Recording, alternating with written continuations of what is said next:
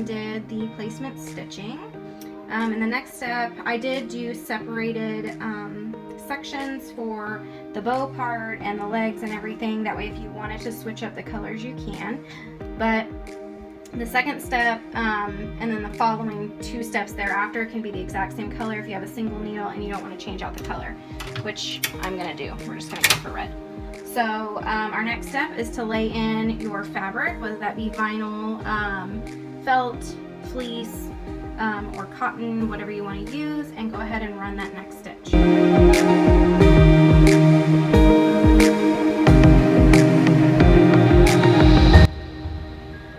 Forgot to also mention too that on the back side of your hoop, after it does the placement stitching, it's going to go ahead and stitch out your final stitch because you only need 1 stitch all the way around. So I like to back mine even if I'm doing vinyl on the front with felt on the back. And you want the thinner felt, especially for this piece. I actually don't have thinner black, so I did the thinner red for the bow part that's going to fold over. If that's thick, it's going to be really hard to fold over and keep the glue together.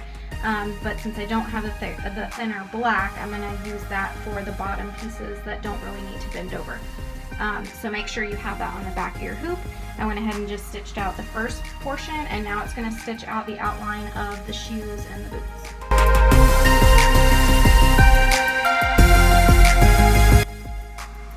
Okay, I do like to go ahead and cut out around the boot, but if the only thing that you do is cut around here, you have to cut around there before you start stitching out the placement stitching for the white part that goes on top of his boot. So if nothing else, you need to trim up this and right around the edge here, but I just go ahead while it's in the hoop and I trim up that boot, and the easiest thing to do that with actually is a stitch ripper. So vinyl cuts really easy with a stitch ripper. And then also make sure that if you put a solid color on here that you cut this box square out, because those are his buckles, so we need gold and black for that. So I'm going to go ahead and put it back on the machine and stitch out the placement stitching for the white.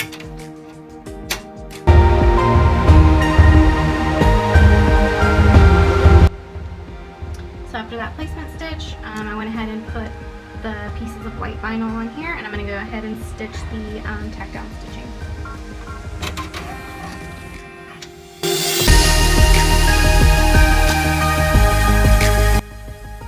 Alright, so I went ahead and finished up the belt buckle. All of it's ready to go, and now I'm going to start cutting these pieces out.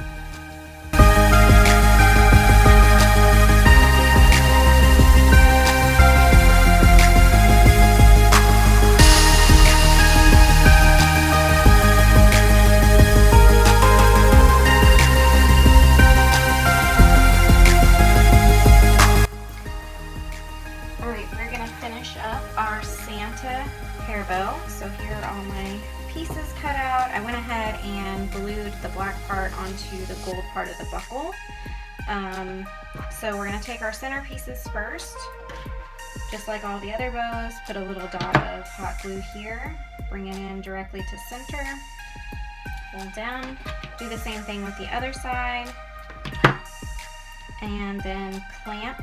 Whatever you want to use to clamp that, you can use a chip clip, you can use a clothespin, sometimes I use a hanger to clip these two together, just so that you're holding this down, giving it some pressure and making sure these two pieces really hold well together. So now we're going to add the legs.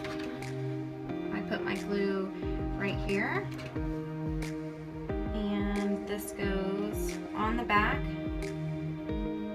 directly in the center, right where it meets the first point on that side of the bow. This is the back side.